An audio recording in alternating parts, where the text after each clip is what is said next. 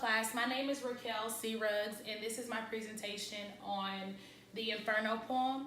If you look at the picture that I have drawn out here, it's very similar to the shape of a funnel. The outer circle is the larger circle, and the inner circle is the smaller circle. The reason I have it drawn out here is because from my interpretation of the poem, the larger circle has a larger amount of sinners versus the inner circle. Those lines 1 through 11, that's right before Dante enters into the gates of hell. And I believe these lines are basically saying that the punishment of the sinners, they are cruel. However, they are just. They are just, they are fair, and that this punishment comes from the love of God.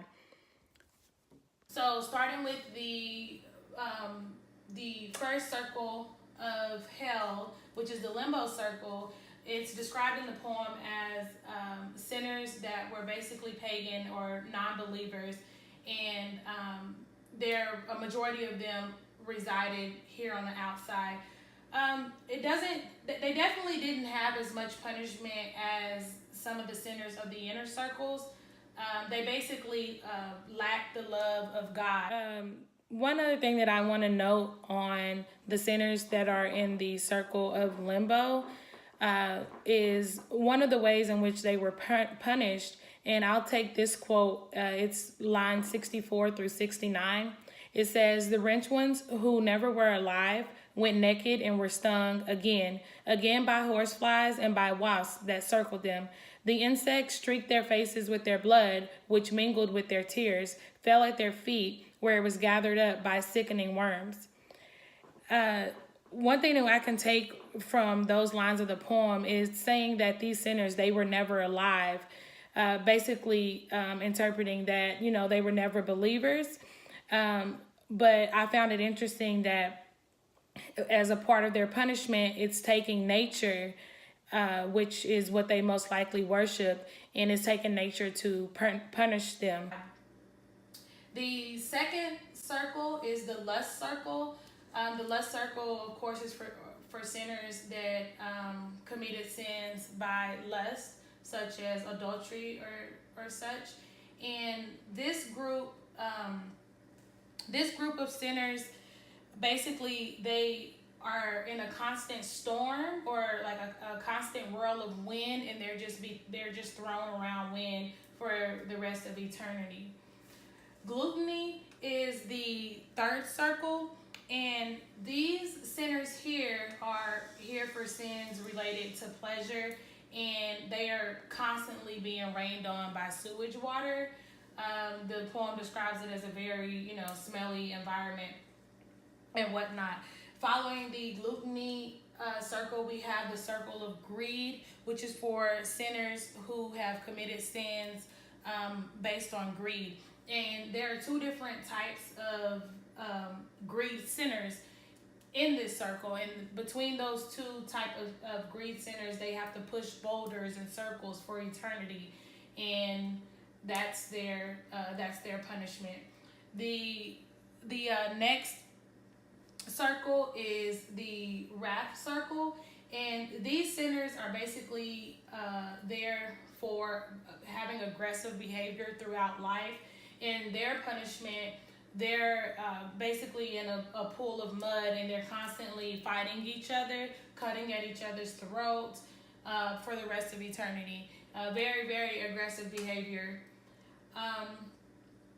The next circle is the heresy circle, and this is the first circle that we actually start to see fire. And I found that interesting because, in modern day, when we think of hell, we think of fire, and fire wasn't necessarily associated with the upper levels. So at this level, sinners, they're basically burning dead. They have open graves, and they're burning for the rest of eternity. A lot of them were followers of the Greek philosopher Epicurus, I believe is his name. And his philosophy was that once the body dies, the soul dies as well. The next circle that we come to is the circle of violence.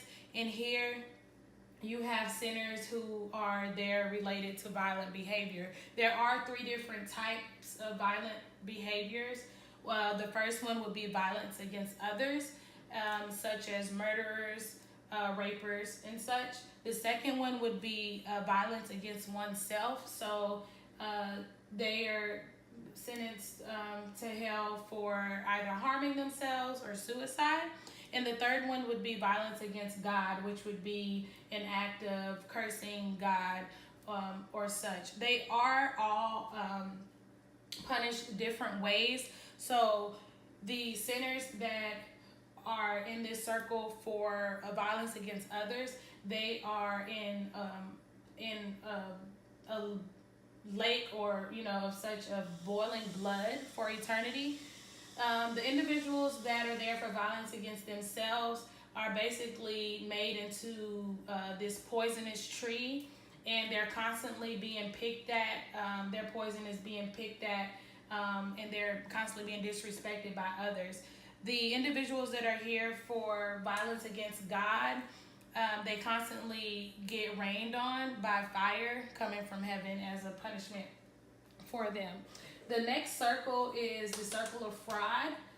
The circle of fraud, it had lots of different types of fraudulent sinners, and all of them had different types of sins.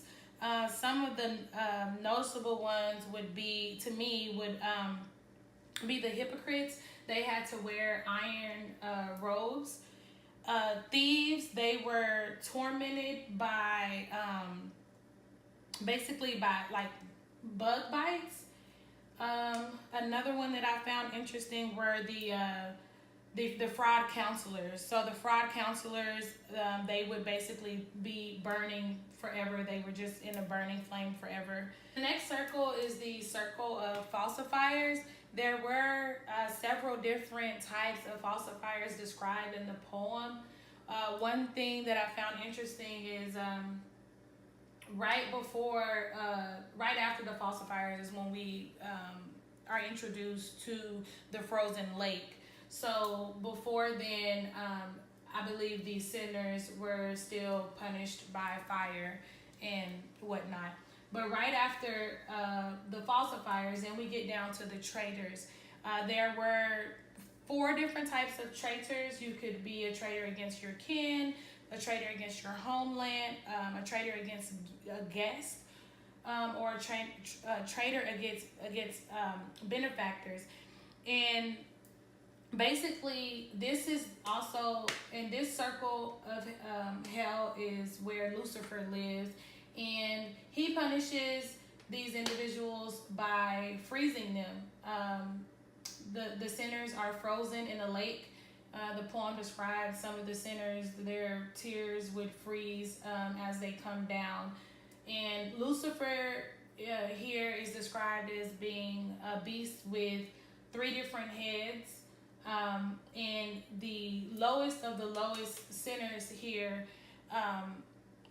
are chewed by the 3 different heads. So the 3 of the lowest sinners are chewed by the 3 heads of Lucifer.